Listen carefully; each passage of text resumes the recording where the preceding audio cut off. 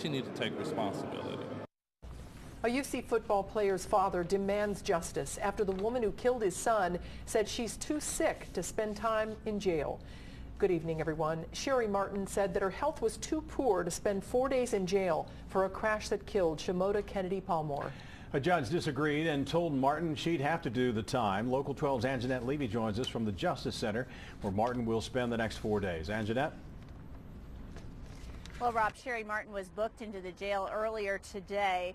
4 days really doesn't sound like a very long time, but Martin argued for her it would be because of her many health problems, which just made the grief that Shimota Kennedy Palmore's family is feeling a lot worse.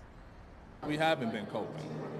We haven't been coping. Last September, the Palmore family's lives changed forever when their son, Shimota Kennedy Palmore, was killed in a crash on Vine Street.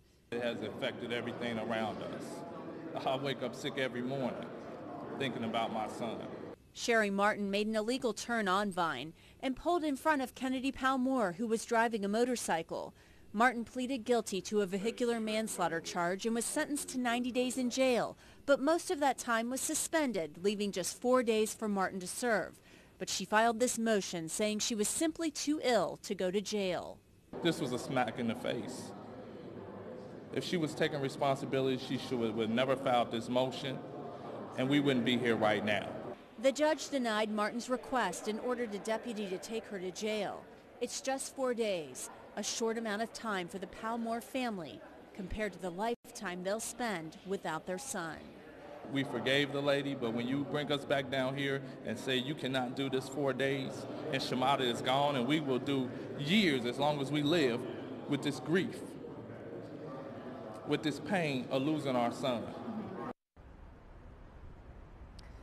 That vehicular manslaughter charge that Sherry Martin pleaded guilty to is a misdemeanor. Kennedy Palmore's family says they'd like to see the law change. They think the penalty for taking a life in a crash should be a lot tougher. Reporting live from the Justice Center, Anjanette Levy, Local 12 News. Rob? Anjanette, thanks very much. This young man was a freshman at UC when he was killed. Before that, he was a standout at Lakota East High School. New